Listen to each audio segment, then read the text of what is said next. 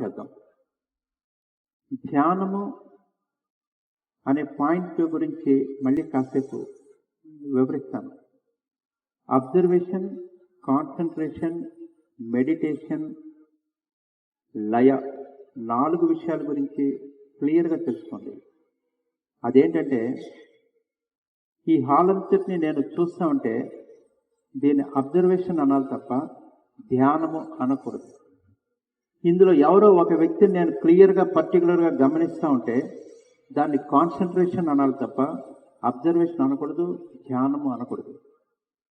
నేను దీన్ని కనుక అదే పనిగా గమనిస్తూ ఉన్నప్పుడు కాన్సన్ట్రేషన్ ఆన్ దిస్ నాప్కిన్, ఇలా దీన్ని కాన్సన్ట్రేట్ చేయగా క్రమంగా ఇది తప్ప నాకు పరిసరాలు గమనించలేని ఒక పరిస్థితి ఏర్పడాలి.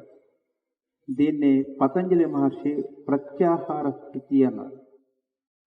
ప్రత్యాహారం అంటే ఇంద్రియాలని మూసేయటం, బంధించేయటం అని చెప్తా ఉన్నారు. ఇంద్రియాలని మూయటం, బంధించేయటం ఫూలిష్ వర్క్. అది ఎవడి వల్ల సాధ్యపడదు. మరణించినప్పుడు భగవత్ సాక్షాత్కారం జరిగినప్పుడు మాత్రమే ఇంద్రియాలు షట్ డౌన్ అవుతాయి తప్ప దాన్ని వెనక్కి లాగటానికి ప్రయత్నించడం కూడా యూస్లెస్ వర్క్. మరైతే ప్రత్యాహారం గురించి పతంజలి ఎందుకు ప్రకటించాడు అంటే ప్రత్యాహారం కోసం ప్రయత్నించమన్నాడు. అది ప్రత్యాహారం అనే ఒక సైన్స్ని మీరు తెలుసుకొని, ఓహో అది ఇటువంటిదా, నేను దానికోసం ప్రయత్నిస్తా అనుకుంటూ ప్రయత్నించమన్నాడు. నేను ఇప్పుడు ఈ హాల్ని చూస్తా ఉన్నా, సరే ధ్యానం చేస్తానని కళ్ళు మూసేసుకున్నా. ప్రత్యాహారం ప్రకారం కొందరు ఈ ముద్రను చెప్తున్నారు, షణ్ముఖ ముద్ర అనేదో.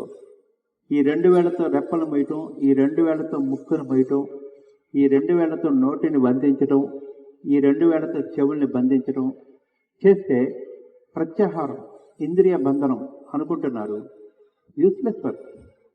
నేను మీ అందరినీ ఇక్కడ చూడడానికి కళ్ళు మూసుకున్నా, లోపల పెద్ద ఐమాక్స్ థియేటర్ ఉంది. వీళ్ళు 1200 హైఫీ సౌండ్సే కనిపెట్టారేమో, లోపల 10,000 హైఫీ సౌండ్స్తో ఈ చెవులు మూసినప్పటికీ మనకి ప్రత్యేకమైన పాటలు, మనకి ఇష్టమైన పాటలన్నీ వినిపిస్తూనే ఉంటాయి. అక్కడ ఏ టేప్ రికార్డరు, స్పీకర్లు అవసరం లేదు. కనురెప్పలు మూస్తే మనం చూసే ఐమాక్స్ థియేటర్లో 105 mm స్క్రీనే ఉండొచ్చు, మన లోపల 360 mm స్క్రీన్ ఉంది.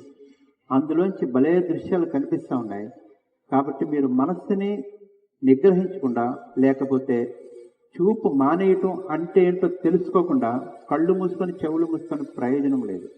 ఈ స్థితిని సాధించడం అంటే ఇంద్రియాలు కాసేపు షట్ డౌన్ అవ్వాలి. నేను దీన్ని అదే పనిగా కాన్సన్ట్రేట్ చేస్తూ చూడగా ఇంద్రియాలన్నీ కాసేపు డిమ్ అయిపోతాయి. అలా డిమ్ అయిపోవటాన్ని ప్రత్యాహార స్థితి అన్నారు. అప్పుడు నాకు ఈ నాప్కిన్ తప్ప మరొకటేది కనిపించిన స్థితి ఒకటి రావాలి. అలాగ వచ్చినప్పుడు దాన్ని ధ్యానము అన్నారు. ఆ ధ్యానం వచ్చినాక ఇంకా అదే పనిగా చూస్తుంటే ఇది కూడా కనిపించకుండా పోవాలి. ఇది సాధ్యమా అంటే సాధ్యం.